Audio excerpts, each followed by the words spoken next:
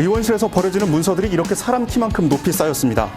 국정감사 요구 자료를 비롯해 예산심사 자료, 그리고 대회비라고 적힌 문서들도 아무렇지 않게 그대로 버려졌습니다. 주 52시간제 시행을 앞두고 국회와 정부가 어떻게 의견을 나눴는지 들여다볼 수 있는 대외주의 자료도 있습니다. 철거민 등 6명의 생명을 앗아간 2009년 용산 참사 수사 기록과 사망자 부검 감정서도 버려졌습니다. 개인정보가 담긴 문건도 많습니다. 보좌진이 개인적으로 챙겨도 그만입니다. 제 캐비넷에다 그냥 뒤에 캐비넷에 넣어놓고 있거든요. 나중에도 이거는 참고를 해야겠다는 자료들은 이제 그렇게 하는데, USB 하나 담아서 딸랑 가버린 자기 갖고 갈 자료만 담아서 가면 끝나는데. 불출마나 낙선으로 국회를 떠나게 된 의원은 모두 168명. 하루 평균 2톤이었던 폐지 등 재활용품은 선거가 끝나자마자 4톤으로 갑절로 늘었습니다.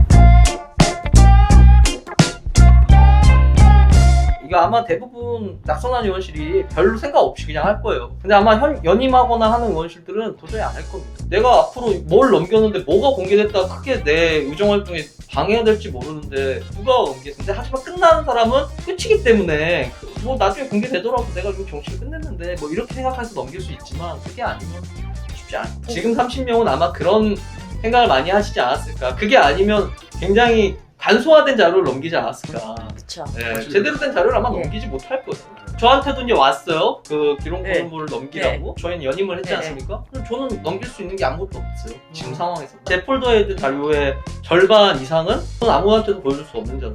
우정활동하는 과정에서 생긴 정보인데, 제가 갖고 있는 정보인데, 이거를 공개하는 순간 이 정보에 갖고 있는 어떤 가치도 떨어질 수도 있고, 그거에서 생기는 어떤 문제도 있을 수 있고, 그거에 대해서 제가 판단을 아직 안 했지만 판단을 할 필요가 없는 거죠. 지금 상황에서는. 그 판단도 사실 굉장한 시간도 걸리고 노력 뭐 이런 게 다 포함되는 거기 때문에 그런 업무를 할 이유가 없죠, 저 입장에서는. 그렇기 때문에 기록보존소에 넘겨달라고 요청이 왔을 때 제가 할 이유가 전혀 없는 겁니다, 여기서 동인이. 왜냐면 저희 의원실에서 지금 연임할 때 계속 있었던 담당자는 저밖에 없거든요. 그럼 제가 판단했어야 되는데 넘길 수 있는 게 아무것도 없더라고요. 저도 몇 가지를 줄까 생각해봤는데 그런 게 없더라고요. 그런 어려움이 있습니다.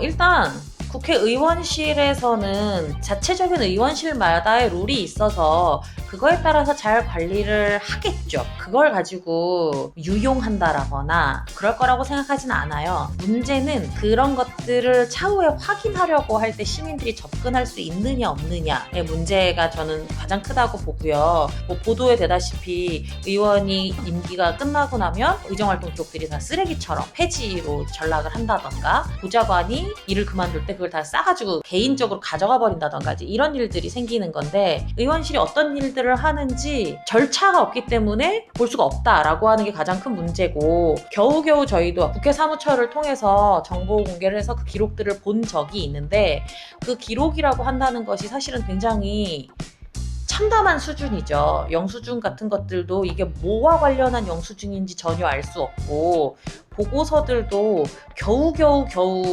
호소를 하고 소송을 하고 해서야만 볼 수가 있는 수준이고, 아무런 체계가 없다라는 생각이 드는 거고, 그렇게 통해서 본 자료도 전부라고 생각되지가 않아요. 왜냐하면 국회 사무처가 뭐 대단한 권한이 있어서 국회의원실을 상대로 이 기록은 반드시 남겨라고 강제할 수 있는 게 아니거든요. 의원의 의정활동의 일부가 국회 사무처로 넘어가는 것이고, 그것의 일부를 우리가 본 거기 때문에 전체 국회의원이 어떻게 기록을 남기고 있고 그것을 어떻게 구조화해서 후대의 사람들이 그 정보를 볼 수 있을지에 대해서는 사실은 좀 암담한 것 같다?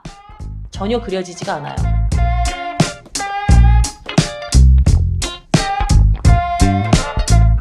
나는 그게 무슨 법적 근거가 있나 제가 늘 짜증나요. 의원실에는 빨리 주고 충분히 주고, 시민들이 했을 때는 여러 법조항을 근거로 비공개, 부분 공개 뭐 일부 이렇게 나오잖아요. 그럼 국회의원한테는 원래 더 공개하게끔 뭐 좀 되긴 하죠. 국회의원 신분이 기관이기 때문에. 뭐 그래서 국회의원이 받은 자료 중에 국회의원도 이제 본인이 선별해서 언론 등 통해서 공개를 하는데, 이왕이면 최대한 좀 기록이 남겨지고, 국회의원이 받은 자료도 어쨌든 우리가 접근할 수 있는 정보보다는 심층적인 정보들이니까 좀 공개가 되면 좋겠다. 근데 그게 저는 늘 이해가 안 돼요. 국회의원은 그래서 더 심층적인 정보를 받을 뭐 법적 지위가 있다고 치고, 근데 국회의원들이 또 그걸 가지면 언론 통해서 공개하는데, 제가 일해봐서 알지만 어떤 것까지는 공개하고 어떤 것까지 공개하면 안 되고 이런 게 기준 없어요. 그러니까 받을 때는 내가 시민 장하나일 때랑 국회의원 장하나일 때랑 받을 수 있는 게 다른데, 그럼 국회의원이라고 해서 그걸 언론이나 국민들한테 알릴 때는 뭐 어떤 제약이 있느냐. 국회의원을 한번 거치면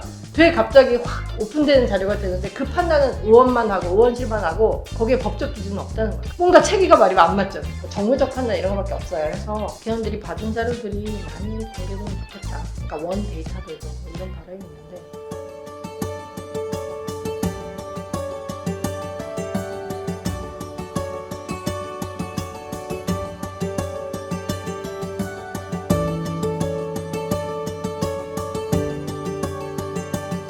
그 중에서도 제가 소개하고 싶은 거는 이제 중대재해기업처벌법 법안인데요. 이 철을 보면 의원님께서 단순히 조사 작업에 의해서 만든 것이 아니라 중대재해기업처벌법 제정 연대라고 하는 시민단체 연대 단체들이 있었어요. 중대재해로 인하여서 재산상해 혹은 또 인명상해 사고와 피해를 입는 그런 경우들이 많았고, 법으로 그것을 강제하여 있는 것이 너무 약했기 때문에 계속 그것이 일어난다고 보고 힘을 모아서 해보자라고 하는 연대 단체들이 있었는데, 그런 단체들과 함께 연대하시면서 법안을 만드신 기록물들이 남아 있습니다. 같이 함께 회의를 하고 진행을 하고 이후의 일정들을 어떻게 할 것인지 계획하고 이런 부분들이 남아 있고, 또 한쪽으로는 그 당시에 박주민 의원이 또 비슷한 법안을 발의를 했거든요. 이럴 때에 어떻게 법안이 서로 상충하거나 중복되지 않고 그 실현 가능하면서도 제대로 담고 있어야 한 것들을 담아야 하기 때문에, 이런 중복되는 법안들의 의원실이 같이 함께 해서